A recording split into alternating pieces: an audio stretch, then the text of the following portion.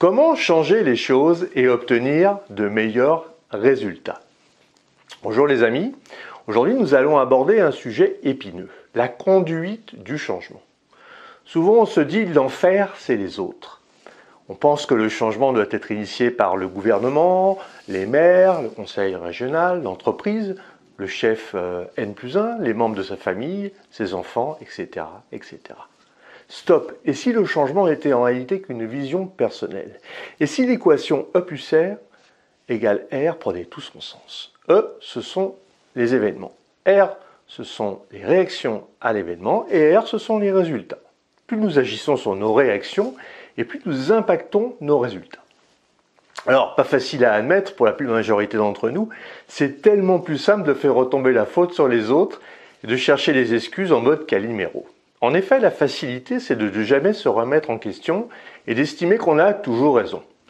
Alors, on vit sur ses acquis sans jamais sortir de sa zone de confort, sans jamais penser qu'on ne maîtrise pas tout.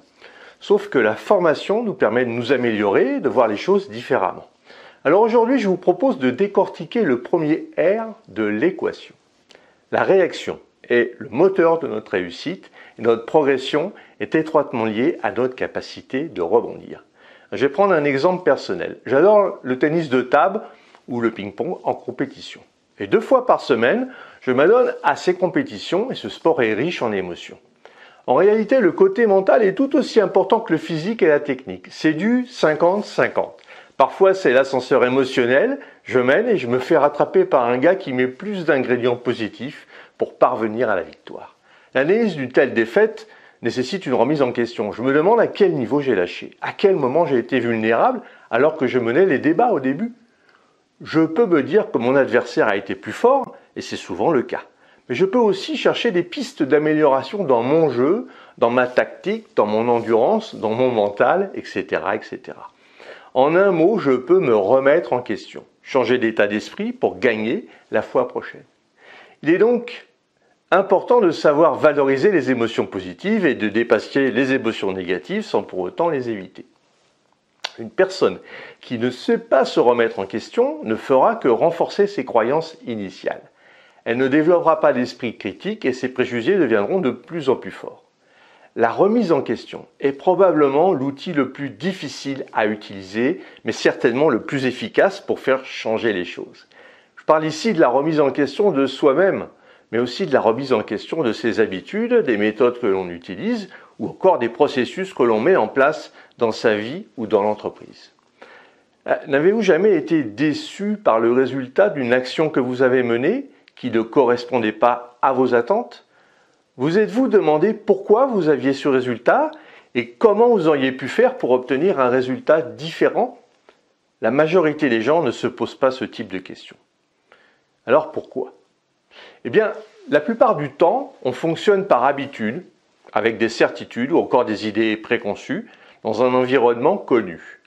Or, quand on s'inscrit dans une routine quotidienne, on peut perdre le réflexe d'observer les personnes avec qui on communique, ou de mesurer l'efficacité de nos actions, ou encore d'analyser nos réactions dans telle ou telle situation.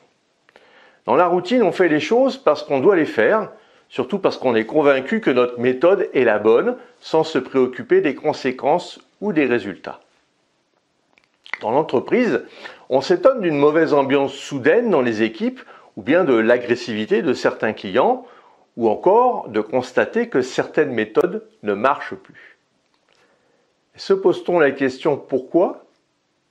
C'est pourtant la seule question qu'il convient de se poser. Pourquoi ces changements ont-ils lieu? Et lorsqu'on se pose cette question, on s'empresse de trouver des raisons liées aux autres et aux ressources dont on dispose.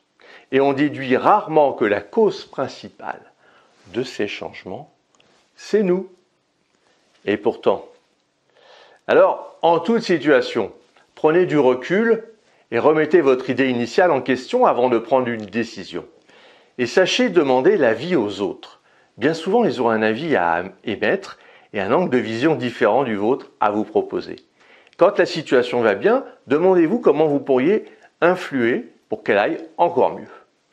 C'est un nouvel état d'esprit à développer qui, corrélé à une meilleure organisation de votre temps, sera générateur de réussite. Si vous voulez aller plus loin dans la gestion de votre temps, et pour vous remercier d'avoir suivi cette vidéo, j'ai mis à votre disposition 1 heure de formation sur le fonctionnement de votre cerveau et la préparation mentale. Laissez-moi votre meilleure adresse email pour que je vous l'envoie. Et si vous voulez bénéficier d'un coaching d'1 demi-heure avec moi, ça sera avec grand plaisir. Vous avez le lien dans la description. Abonnez-vous à la chaîne, mettez-moi un pouce bleu, partagez, likez et commentez. Et retrouvez-moi sur le site internet www.lessecretsdechronos.com. À très vite les amis!